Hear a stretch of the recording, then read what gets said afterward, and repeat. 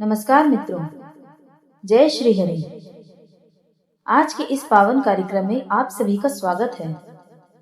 हमारे शास्त्र कहते हैं, जहाँ शंख होता है वहाँ देवी लक्ष्मी स्वयं निवास करती हैं।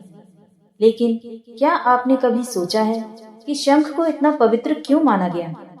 शंख की ध्वनि गूंजती है तो क्यों कहा जाता है कि वातावरण पवित्र हो जाता है और दुष्ट शक्तियाँ दूर भाग जाती हैं? क्या यह केवल परंपरा है या वास्तव में इसके पीछे कोई गहरा आध्यात्मिक और वैज्ञानिक रहस्य छिपा है? जब भी एकादशी का नाम आता है तो हमारे मन में उपवास, भगवान विष्णु की पूजा, कथा, श्रवण और भक्ति का भाव जागृत हो जाता है। एकादशी को स्वयं श्री हरि का दिन माना गया है और इस दिन उनका पूजन करने से अनगिनत पुण्य की प्राप्ति होती है। लेकिन क्या आपने कभी सोचा है कि एकादशी की पूजा में शंख का इतना महत्व क्यों है? क्यों हर मंदिर और हर विष्णु लक्ष्मी पूजा में शंख की अनिवार्यता मानी जाती है?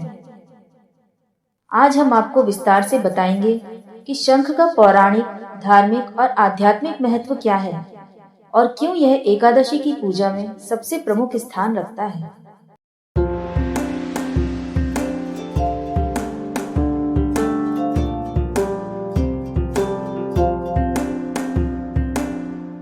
शंख का जन्म स्वयं समुद्र मंथन से हुआ था। जब देवता और असुर मिलकर अमृत पाने के लिए समुद्र का मंथन कर रहे थे, तब 14 अमूल्य रत्न प्रकट हुए। इन्हीं में से एक था शंख। इसलिए शंख को समुद्र पुत्र कहा जाता है और यह देवी लक्ष्मी का निवास माना गया है। विष्णु पुराण और पद्म पुराण में लिखा है, शंखे तिष्ठति लक्ष्मी, चक्रे तिष्ठति केशवः, अर्थात जहाँ शंख होता है वहाँ माता लक्ष्मी का वास होता है और जहाँ चक्र है वहाँ भगवान विष्णु स्वयं निवास करते हैं। यही कारण है कि शंख को घर में रखना और पूजा में प्रयोग करना धन, समृद्धि और पवित्रता लाने वाला माना गया है। भगवान विष्णु के 4 आयुध हैं, शंख, चक्र, गदा और पद्म। इनमें शंख का नाम है पांचजन्य। महाभारत युद्ध की शुरुआत तब हुई जब श्री कृष्ण ने अपना पांचजन्य शंख बजाया। महाभारत के भीष्म पर्व में उल्लेख मिलता है, पांचजन्यम ऋषिकेशो देवदत्तम धनंजयः, अर्थात भगवान श्री कृष्ण ने पांचजन्य शंख बजाया और अर्जुन ने देवदत्त शंख। इन शंखों की ध्वनि से धर्म का बल और सत्य की घोषणा हुई। यहाँ से यह परंपरा और मान्यता और गहरी हो गई कि शंख की ध्वनि दुष्टों का नाश करती है और धर्म की रक्षा करती है। एकादशी और शंख का संबंध। अब समझिए कि एकादशी में शंख इतना महत्वपूर्ण क्यों है। एकादशी केवल उपवास का दिन नहीं, यह आत्म संयम, साधना और शुद्धि का पर्व है।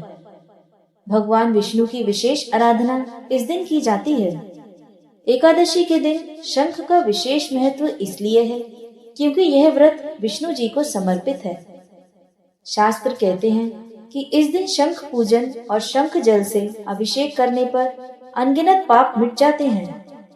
स्कंद पुराण में उल्लेख है कि शंख से भगवान को अर्घ्य देने से पीढ़ियों के पितरों की तृप्ति होती है और वंश में सुख समृद्धि आती है। गरुड़ पुराण में कहा गया है कि शंख के जल से स्नान कराने पर भगवान अत्यंत प्रसन्न होते हैं और भक्तों को जन्म जन्मांतर के पापों से मुक्ति मिलती है।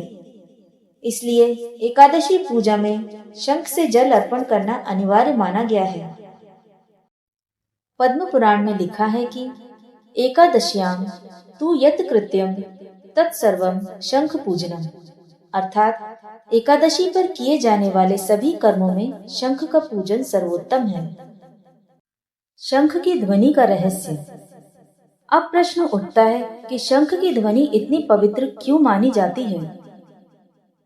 दरअसल जब शंख फूंका जाता है तो उसकी ध्वनि ओम के उच्चारण से मेल खाती है।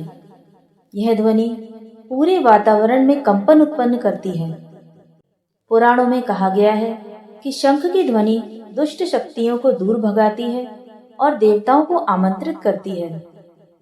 महाभारत में भी हर योद्धा के शंख का नाम था और युद्ध आरंभ होने से पहले सभी ने अपने शंख बजाकर धर्म की स्थापना का संदेश दिया था।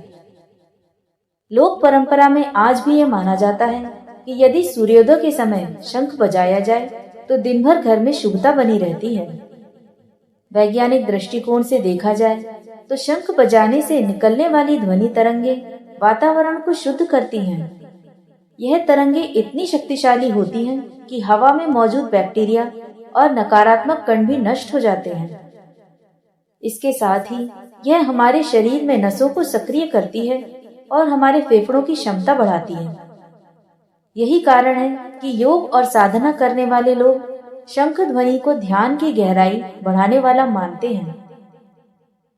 आइए अब जानते हैं शंख के प्रकार और उनका महत्व।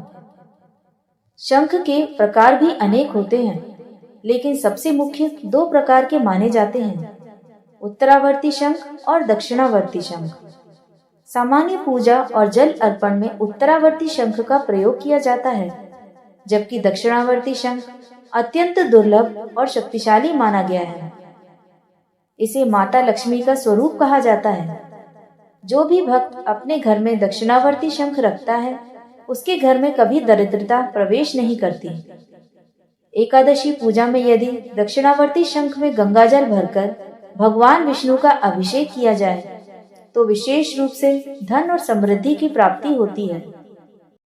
शास्त्रों में यह भी कहा गया है कि शंख दो होने चाहिए, एक पूजा और जलाभिषेक के लिए, दूसरा शंख बजाने के लिए। पूजा वाला शंख कभी नहीं बजाना चाहिए और बजाने वाले शंख को कभी भी अभिषेक के लिए प्रयोग नहीं करना चाहिए। आइए अब जानते हैं शंख से जुड़े निषेध और सावधानियां। शंख से जुड़े कुछ निषेध भी हैं। जिस शंख का प्रयोग भगवान को जल चढ़ाने के लिए किया जाता है, उसे कभी फूंकना नहीं चाहिए। यह शास्त्रों में वर्जित माना गया है। शंख को कभी पैरों से स्पर्श न करें और न ही अपवित्र स्थान पर रखें। शंख से निकले जल को सामान्य कर्मों में प्रयोग नहीं करना चाहिए। यह जल केवल पूजन और अर्घ्य के लिए प्रयोग में लाना चाहिए। शंख का अपमान करने से घर में दरिद्रता और अशांति आती है, इसलिए इसे सदैव शुद्ध और पवित्र स्थान पर रखा जाता है। एकादशी के दिन जब भक्त सुबह स्नान कर भगवान विष्णु की पूजा करते हैं, तो शंख पूजन और उससे जुड़े जल अर्पण का विशेष महत्व होता है। कई लोग एकादशी व्रत कथा सुनने के बाद शंख बजाकर भगवान का आह्वान करते हैं। कहा जाता है कि शंख की ध्वनि से पूरा घर पवित्र होता है और उसमें रहने वाले सभी लोग दिव्य ऊर्जा से भर जाते हैं। एकादशी पर शंख का पूजन करने से मनुष्य को न केवल विष्णु कृपा मिलती है, बल्कि पितृ भी तृप्त होते हैं और पूर्वजों का आशीर्वाद भी मिलता है। वामन पुराण में वर्णन है कि जब भगवान वामन ने बलि महाराज से 3 पग भूमि मांगी, तो उस समय देवताओं को शंख ध्वनि से आह्वान किया। यह दर्शाता है कि शंख देवताओं का बुलावा है। एक अन्य कथा में बताया गया कि जब समुद्र मंथन हुआ तो असुरों ने कई रत्नों को बांट लिया, लेकिन देवताओं ने शंख को अपनी पूजा का अंग बना लिया। तभी से शंख देवताओं की उपासना का हिस्सा बन गया। इस प्रकार हम देखते हैं कि शंख केवल एक पूजा की सामग्री नहीं, बल्कि यह स्वयं देवी लक्ष्मी का निवास और भगवान विष्णु का प्रतीक है। इसकी ध्वनि धर्म की रक्षा करती है और साधना को बल देती है। एकादशी पूजा शंख के बिना अधूरी मानी जाती है। इसलिए हर भक्त को चाहिए कि एकादशी पर शंख का पूजन अवश्य करें। शंख में गंगाजल भरकर भगवान विष्णु को अर्पित करें। शंख की ध्वनि से घर और मंदिर को पवित्र करें और इसे लक्ष्मी नारायण का स्वरूप मानकर सम्मानित करें। यह एकादशी पूजा की पूर्णता है और यही भगवान विष्णु की सच्ची आराधना है। अंत में यही संदेश है कि जैसे शंख की ध्वनि वातावरण को पवित्र करती है, वैसे ही हमारी श्रद्धा और भक्ति हमारे जीवन को पवित्र बना देती है। एकादशी का व्रत तभी पूर्ण फल देता है जब उसमें शंख पूजन और शंख ध्वनि सम्मिलित हो। तो आइए हर एकादशी को हम शंख के साथ श्री हरि की आराधना करें और अपने जीवन को सुख, समृद्धि और शांति से भर दें। मित्रों, आप सभी से निवेदन है कि अगर आपको यह जानकारी अच्छी लगी हो तो वीडियो को लाइक करें, अपने मित्रों व परिवारजनों के साथ शेयर करें और चैनल को सब्सक्राइब करना ना भूलें। अगले वीडियो में हम फिर मिलेंगे किसी और अद्भुत आध्यात्मिक रहस्य और पुराणों की कथा के साथ। तब तक भगवान विष्णु की कृपा और माता लक्ष्मी का आशीर्वाद आप सब पर बना रहे। जय श्री हरि, जय श्री विष्णु।